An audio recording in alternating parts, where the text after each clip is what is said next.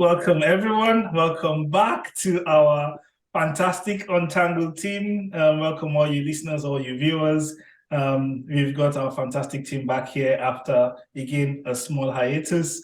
I'll jump to Yems first to just give us a little, brief talk about how it's been, where she was, and how she feels about being back. Hey, hello everyone. This is Yems. It's been great actually. Well, not really great because I've been thinking about Untangled for such a long time now. I've missed talking to you guys, hanging out with Tonye and Mike, and sharing our views and just generally, catching up on life. It's fantastic to be back. I'm so excited. There's so many topics for us to untangle, and it's going to be a great season. Awesome. I am excited to be back as well. We definitely have missed our viewers, and yes, we do think it's going to be a great season. Mike has been smiling ever since, So Mike, tell us why you have this beautiful smile on your face. I'm just happy to be here. That's all. I'm just kind of like, looking at everybody's face. And I know that we're going to upload this video on YouTube, I think. So I'm just happy that we're back and we're here. And life has been happening. Life has been lifing. So my smile is that of joy and excitement that, yes, we have the old gang and crew back. We have the crew that carried us through COVID pandemic year back. And we are doing this again. So that's my smile. That's what it means. Awesome. That's beautiful. Thank you, Mike. We have the crew back. We have the crew that took us through a challenging time back. Life has been lifing. That's a really interesting term that Mike used there. I think we'll nick that one. Right. So on to things that have been lifing in life for us. As we are all Nigerians, and the most recent big thing in Nigeria has been the presidential elections. And we know that we have now ushered in a new government, and we thought that's, where else to start? Start from there. We've got lots of things packed for you guys in this new season. We're going to talk about love, relationships, sex, all the other things that you guys love, screen time, critical thinking, many other things lined up with Yems and Mike throughout the rest of the season. We've got a new fantastic format where we'll be switching our hosts every week. So I am your first host for this session, and this week, yay. And this week we are going to be talking about our new government. So I will start from Mike on this one, and I want to really hear his thoughts about the new government, what he thinks. Maybe if you're happy to share who you voted for.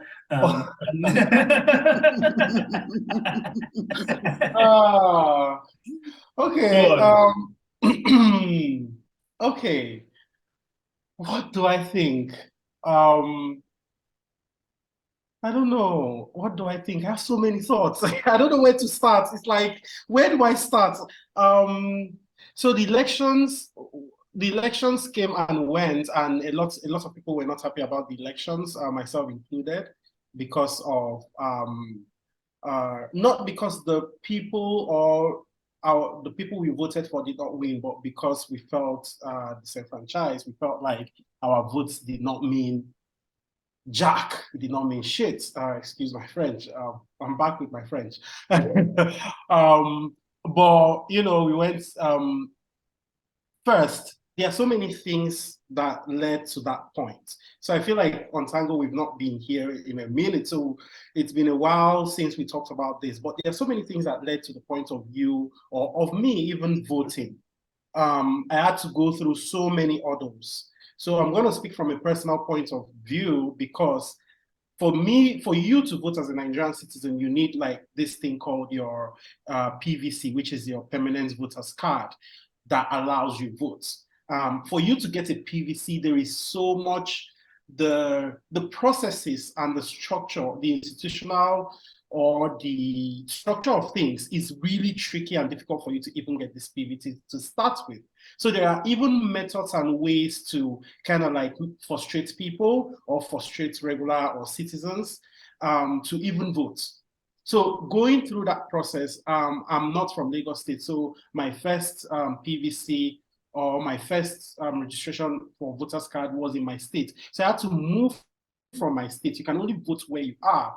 It's not like in Western governments where you can actually vote even when you're not in the country. For us, you actually actively need to be in the country. You actively need to actually vote within your polling units because polling units are assigned. So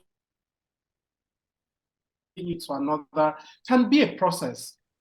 For a lot of people, they couldn't even vote because of this simple transfer process from my state to Lagos. So there is all that first bit, which is challenging, and then receiving and getting the voters card is extremely challenging. Then we go to the day of the voting, everything is challenging. So you go through all of that hurdles and you go through jump through all of those hoops, and then you go vote, and then you're seeing the result. There's a lot of disparity.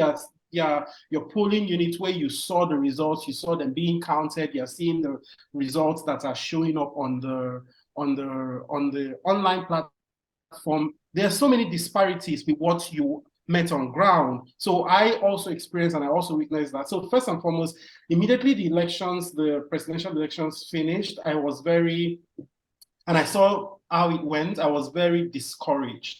So at that point, I made it I kind of removed myself or detached myself because I knew that it was going to be another heartbreak. So by the time the results were called, by the time, this last week, the new government, they brought the new government they were inaugurated into office.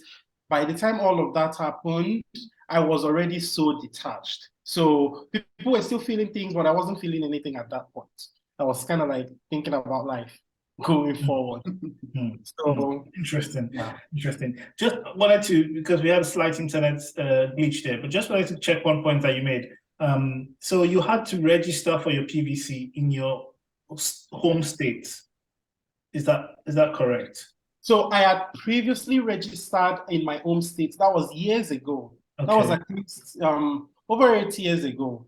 Okay. And then, but for you to vote, if you register in your home state or wherever you register, and then you move states or you move locations, you actually also transfer. So that process is quite tricky and difficult for you to even do the transfer. And once you do the transfer, then you receive, and there are also scenarios where some people lose their cards or some people never got their cards. So even getting the card itself was very, very challenging for a lot of people. And then you go through all that stress and you go to vote and you vote, and then the result comes out and it's something else. Yeah, that is, that is quite mind-boggling. In a single country, if you register to vote, your PVC in, let me say, the state where you were born, and you 2 years later you decided to go and live and work in another state.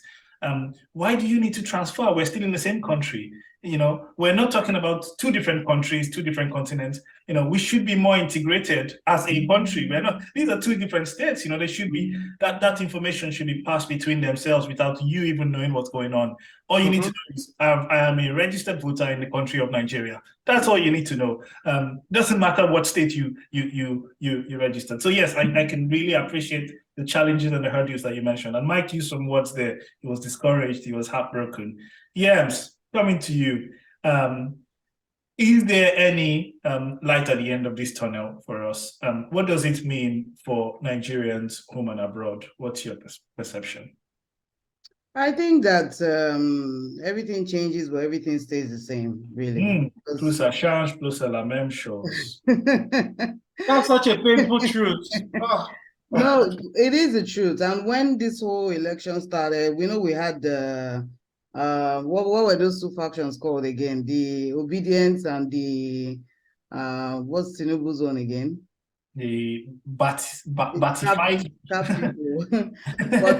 right from the get-go, I knew that Peter Obi was not going to win. It's not because he wasn't competent or he didn't have the people's vote or he wasn't loved and respected. It's because, like I said, things will still stay the same. Tinubu, it was already set in stone. It was his destiny for him to become the president of the United States. Is he his rights? No. Why his destiny? Why? Yes. So let me tell you why. Let me tell you why. Because of the way Nigeria functions. Because of the way Nigeria functions. You make your own destiny. Tinubu has been working on this for years. He has been building and working on this for years. Like I said, does it mean that he's the best man for the job? No. It just means that he has done so much background and groundwork that there's no way on earth that he wouldn't have become president of the United States. So not United States. Sorry, president of Nigeria. I'm sorry. Wait, okay, yes. So based on this, I also believe that Peter Obi has done a lot of background work. Yes. So I think you should actually define the work you're talking about. What is the background work that Peter Obi has done? What do you mean? In terms of governing people, in terms of governing Nigeria, understanding the problems of Nigeria, understanding and finding actual solutions to the problems that actually plague Nigerians. That's the context that I'm talking about, that Peter Obi has done background work. I'm not talking about the background work of actually going to, I also know that there's a lot of lobbying that goes on and a lot of, going to get favors and whatever you want to call it, favorism. I don't know what you want to call it. There's a lot that goes on behind each of these people's networks and campaign. There's a lot that goes on, but the context that I'm talking about is in terms of preparedness for the job. Yeah, so I'm not going to speak to that context, and the reason why I'm not going to speak to that context is because it doesn't hold water, in the bigger scheme of things. What makes politics is the lobbying, it is the king making, it is the blackmail, it is the dirtiness of it. Is who has been playing the dirty game the longest. And this is not just about Nigeria being corrupt. You can find this in any government. So it's not because and like I said, I'm not speaking to that context, because it doesn't make a difference if you are the best governor or if you have ruled your people. So what you're telling me is that good guy will always carry last. That's the truth. But it's life, though. How many good guys end up with a girl? But what do you have to say about this? This narrative of good guys finish last or good people finish last. I really, really don't want to buy into this school of thought. It's real, because it's really heartbreaking. Like you do the good things, you follow the rules, you're good and all of that, and then you still carry last. Then what's the encouragement for you to be good, for you to do good? I feel like there's a difference between being good and being there's a difference between being good and just playing the game according to the rules, and being good but attaching wisdom to it. You can be good and wise, because wisdom is what makes a difference. There's good and wise, and then there's downright horrible and wise too. The downright horrible and wise people are the ones that get the most, because they are bold, they are stubborn, they show up, they are persistent, their mindset states, I will get whatever I want irrespective of the consequences. And irrespective of the people that I cross, the people that I step on, the people that lives that exactly. Barack Obama was good and wise, because he understood the politics. He understood the right time for him to become president. He understood when America needed a Black president. He understood. He was a senator for years. He had lobbied. He had, done so much. Does it mean that Peter Obi is not good and wise? No, he's good and wise, but Tinubu is on another level. He's been, you cannot compete with somebody who has been, for lack of a better word, doing evil since when they were born. How do you want to win that? Okay. So this is this is interesting. I think Yems has come up with a something that seems a controversial view. And I can understand why Mike is challenging this. I think Mike is a bit like me. We are the eternal optimists. We want to be ideal. We want to create a world, a better world, and we aspire to create that better world. That world where the good guy doesn't always carry last. That world where people, get rewarded for their good behavior, and people who do bad things get the consequences of their bad behavior. Yems, meanwhile, seems to be a realist. She's real. She's grounded in what she thinks. The more things stay the same, the more things change, the more they stay the same. So she's grounded in this sort of realistic foundation. Whether that, I think all points of view have their pros and their cons. They have their benefits and their disadvantages. We're here to debate them, and we're here to understand which one is the best one for Nigerian people. Untangle them particularly. In my view, I think, listening to what Yem says, I think what she's saying is this, Tinubu guy has been lining himself up for the job for a much longer time. And he has been doing the underhand negotiations and the underhand deals that would allow him to get the job for a very long time. Whilst Peter Obi has done his own homework to get the job, probably not as long as the guy who's won it. Is that the right thing? Well, that's what the next question I want to ask you guys. And probably come back to you again, Yems, first. What does it mean for the Nigerian people that this person has won, that Tinubu has won this election, and Peter Obi has not won? He's taken him to court, but what does it mean for the Nigerian home and abroad? What is the context of your question? What does it mean in terms of what our future looks like under Tinubu's government? Exactly. Well, yes. Actually, there's no way to tell. And yes, we can say Tinubu did a lot as a governor. There's a couple of things we can point out. It wasn't all bad, but we also heard that this man has dementia. if I'm correct, right? Does anybody have that understanding, or we're just gonna hide from that? There are rumors. I don't know if there's anything. Allegedly. Allegedly. Oh, I'm sorry. Allegedly, he has dementia. Now, we also, had a president that was dead for a couple of days, but, Nigeria still survived. So let's not say, dementia is better than being dead.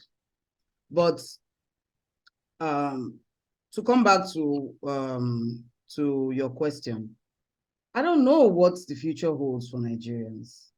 I really don't.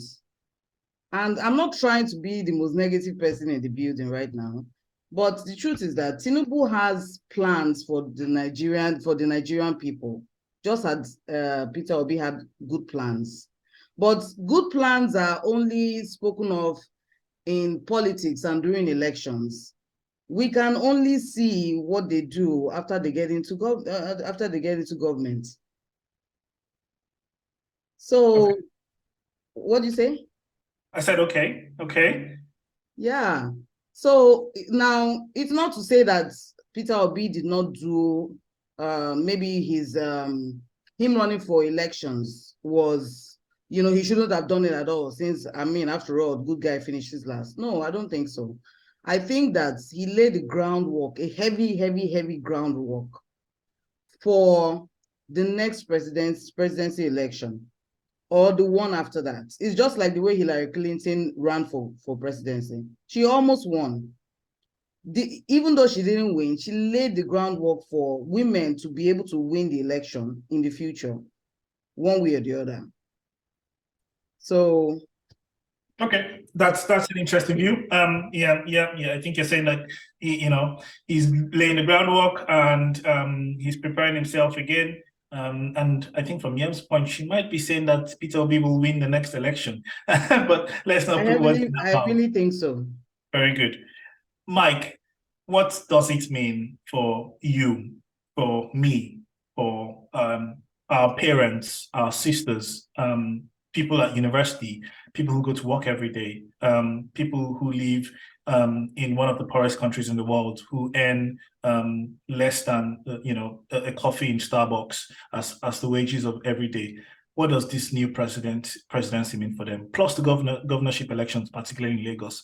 What does it mean for the most populous Black state and Black country in the world?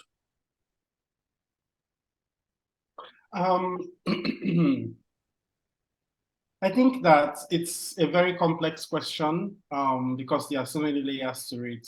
But I'm going to speak about the things that I can actually just see, the things that I can see this second.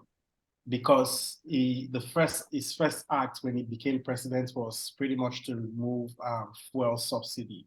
So in Nigeria, the cost of fuel went from removing fuel subsidy made the cost go 4 times higher than the regular cost. So 4 times.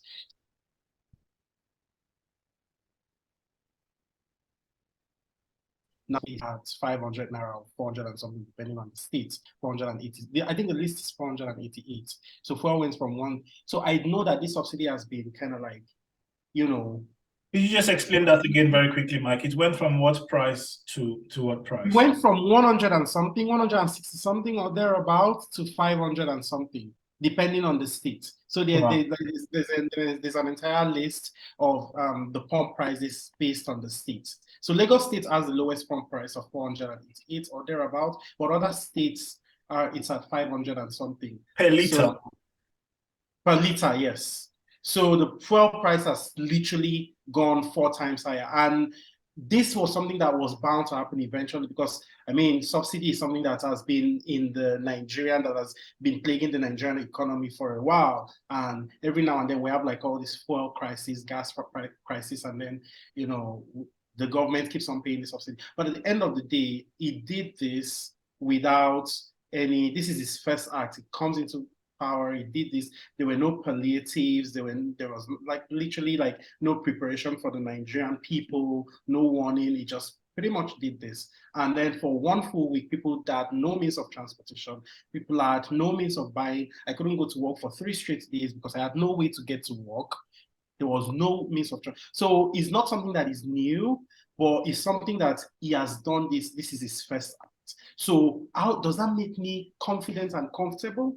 No, because this is an approach that does not take into consideration the millions of people that will be hungry, or even if it's something that needs to be done, there should be some sort of empathy to it. There should be some sort of consideration. There should be some sort of, sorry, you're going to suffer, or something. So there is that. Then there is also the thing about knowing that the reason why this person is in power is because I understand that you can be confident, you can, have a drive and all of that, but it's pretty much like there's a sense of entitlement that comes with it. Almost like, okay, it's almost like a king, making, or the way kings are made, like when one king dies, another one in the same family or in the same lineage takes over. So it's pretty much like the power has been going through the same sets and the same groups of people and the same set of people. So does that give me hope for the future of Nigeria? Does that give me hope that come 4 years from now that if we do another election that this will not happen? It does not, because now we've taken so much power and given to somebody that already had a lot of power. He was called, quote unquote, the kingmaker. So does that give me hope? And then it doesn't. Does that give me, I don't have any confidence in that. I don't have any confidence based on his age. There are so many things that can go wrong, and there's so many, the amount of energy that you need a lot of energy for a country like Nigeria. For you to run a country like Nigeria, you need ample energy. So this person is always sick. And then at the end of the day, all of these people, they are traveling abroad, is also resources of Nigeria that is being used in all of this. So am I confident about that? I'm not so confident about that. Am I confident about the tribalism that this election and this has healed? I'm not confident. I'm from the South. I'm from Akwa Ibom. During the elections, they told us to leave Lagos. So it doesn't make me comfortable. So there are so many things that, of course, I cannot change a lot of things. I have made peace with a lot of things, but does that make me comfortable? Does that make me sleep well at night? No, maybe not so much, but I can only control the things that I can control and do what I can do. But at this point, I'm not so confident. For me, it's lack of trust, lack of confidence, lack of integrity, lack of so many things, lack of empathy. so many things with the new government. Mm. And then what I can say is I'm just going to wait and see the people he brings on board to be a part of his government at this point. Thank you, Mike. I think that's a very good balanced view. And again, whilst you're an optimist, I think that view was grounded in reality. You talked about, I asked you what it means for people, and you've clearly highlighted that it means, well, the price that you pay for fuel has quadrupled over one night. Your ability to transfer yourself to work, to get to school, to go and buy food, has quadrupled, and everybody's going to be quadrupling their prices. The price of akara in the market is going to the price of everything is going to go, because that's mind you, we're already in a recession. We're already in like a very things were already very expensive. Yeah, things were very expensive. The cost for something as basic as Gary or rice, a derica of rice was at 4,800 naira. One derica of rice. Yes. Sorry, is it a derica or a pint? A pint of rice was at 4,800 naira. That pint box is that small. Yeah. We know what you mean when you say derica, don't worry. Yeah. No, because derica is much smaller. So at 4,000. Yeah, derica is half of that. Derica is half pint, I think. No. Okay, look, let's not go into the macro and microeconomics here, but it's a very good point about rice, about basic needs, food that people need to eat to stay alive, quadrupling. We've not even gone into things like electricity and power, and whether people having to buy fuel. But there are some other things that Mike touched on there that I really like. He talked about age and how that worries him, and how that doesn't give him confidence. We need we're one of the youngest nations in the world, but we're led by one of the oldest people in the world, and we've been led by the oldest people in the world for 40 years or 60 years since our independence. So it doesn't reflect the country, it doesn't reflect the virality, the energy, the industriousness of our country. And how would that play out in the world stage? Would he understand, tech and how that's a moving, it's the fourth industrial movement, and how that benefits Nigerians. You talk about leadership by a group of people, the capistocracy that we've had for a long time, or the mobocracy, if you want to call it that. A group of people have been passing power around themselves, and how that doesn't give you confidence as well. And then you also talked about tribalism and how that fueled this election wave.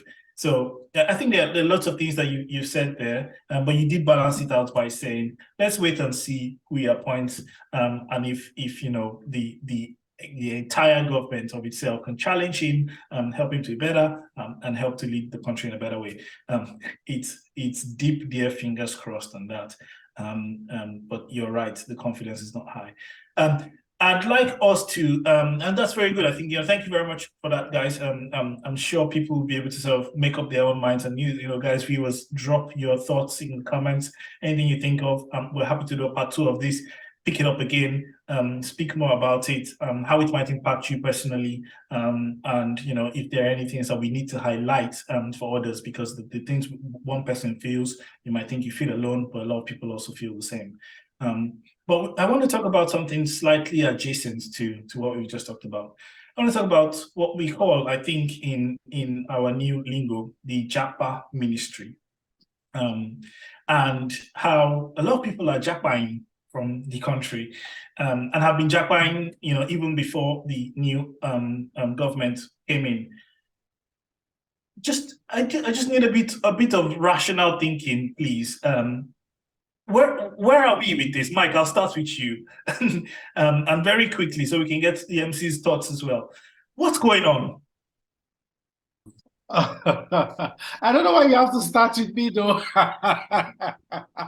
But I think that first, let me kind of like explain, give a little bit of background, so in case very quickly people don't know what that is. Japa literally means like moving. It's migration, moving from one country or leaving Nigeria to. It's the wave of migration of the Nigerian youth that are leaving, of the educated Nigerian youths that are leaving Nigeria to look for greener pastures elsewhere because the economy is extremely volatile and really, really difficult for them to exist and function here and raise, families. So a lot of people are doing it for their family. So why are people doing this? It's the economy is still. Why do people move? I think that is self-explanatory. But the way at which it is happening is because it's directly related to, the situation of things on ground and how people don't have confidence, how people don't have hope, and they would rather not put a young family or bring their family into the same cycle. So it's pretty much people trying to break a cycle, people trying to have options. So yes, it's ongoing, and the Nigerian government is actively presently trying to stop people from doing that, or actively trade.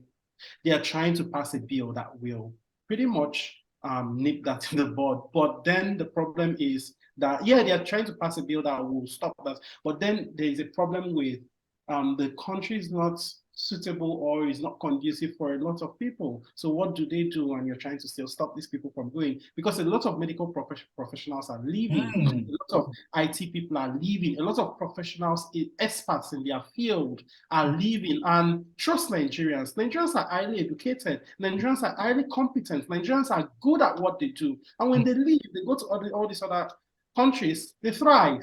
So that's something that is actively ongoing, and a lot of Nigerians are doing it, and they are still doing it in the thousands, in the thousands every month, every year. People are leaving because things keep triggering people, whether it's NSAS, whether it's the new government, whether it's politics, whether it's the cost of living.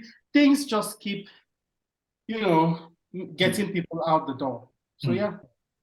Right, interesting. Yes, there are people living, and a lot of people going to the US, to Canada, to the UK, to many other countries across the world, in Germany and other countries in Europe. What does this mean for you, Yems? Is this a nice big new Nigerian community for you in the US? Are there advantages there? I know you're a medical professional, and lots of medical professionals are leaving. Does that mean you've got nice new work colleagues, maybe a chance of a relationship somewhere with your nice Nigerian people coming from Nigeria? How are you feeling? And what do you think about this, Yems? I mean, if we're thinking about community, yes, there's it's very you have a feeling of nostalgia when you are closer to people that speak like you. Your anxiety definitely drops. Your anxiety of being in a foreign country where people, have different norms and cultures definitely drops. You feel better being around your people. And then you also want the same opportunities that you have experienced as well to pass on to other people like you, because I can't be in the United States and say, oh, why are people running away from Nigeria when I still live in the United States? So you have better amenities, better options. But and as someone who is in the medical profession, I think I've discussed this with you guys before as well. There are agencies that are actively recruiting medical professionals from other countries of the world, especially the poorer ones, not just Nigeria. And Nigeria maybe more because of our population and more because of our need to actually just escape. Japa is literally you escaping. All that's it's very interesting to look at it as people are trying to run away from the country. People are trying to find places where their work is reflective of their pay. Like Michael said, they can bring up their children in a more stable environment where you can decide you are going to go to Ikeja and get there within the 30 minutes that you planned. It's security, safety, food.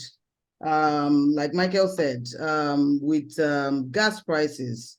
Now, don't get me wrong, these things are happening here, but then you are still able to still function in society without living like you are suffering, except if you are a rich billionaire. But it does really, really hurt me to see that at this stage, we still have to resort to things like running away from our country, because it doesn't give us hope for 10, 20, 30 years from now. if a lot of our talent is still going to other countries. People are coming here in drones. People are going to other countries. Like you're in the UK. The UK is such a small space, but I'm sure that if you go to or somewhere other than Peckham used to be the Nigerian hub, right? But I'm sure that you can attest to the fact that that is no longer, completely the case. You're seeing Nigerians everywhere. So I like the community. I like the feeling of, having my people around me. I like the fact that they have a better life. They have better options, but I don't like what it's doing to my country, because at some point I would like to go back home. And at any point, actually, I'd like to go back home. And I would like to see my people still there.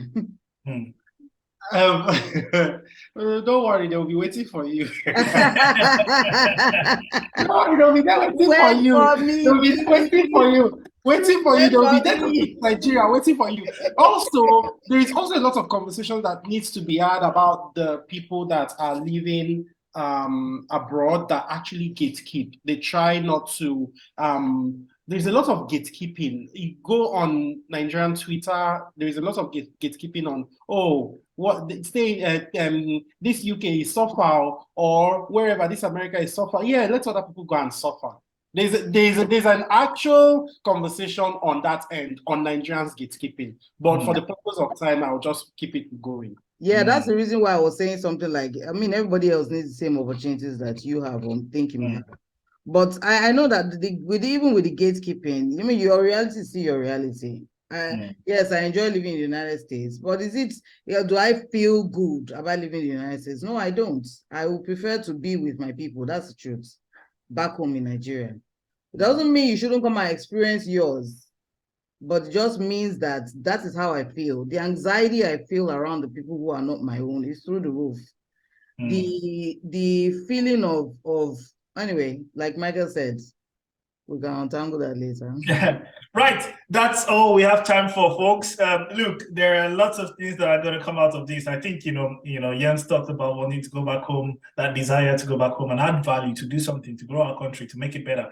I'm sure even all the new people who are Japaring will have that same, many of them will have the same desire. Maybe not all, but a good number of us will have. And so if we do it collectively, when we think we have, the platform is ready for us to go back, then maybe we can actually really go back and build something together again. We want to build our country. Right. Look, a lot of things came out of today's conversation, which I've penned down, which we must have a chat about. Yems said, good guys carry last, and who gets the girl? And I was like, Yems, what the heck are you talking about? Please, I was thinking the same thing. What is that? What is that? No, there is so much to untangle on that front. Saying yes, supporting and saying all kinds of saying all this kind of jack rubbish. It is the truth. It is the truth, though. No, but it is life. So it's not to say that there's no space for. So I'm going all the way over there, right? Like, good guys. It's not always the case, but in most cases, look around you and let's not sugarcoat this. Let's not just put a slab of butter on it and say, let's talk. I would say, hold your horses. Hold your horses, take strap to your breeches, and we shall discuss this in our next episode or in future episodes. Thank you guys. Thanks for listening. We love you all. Goodbye from the Untangled. Much love, people. Bye. Bye-bye.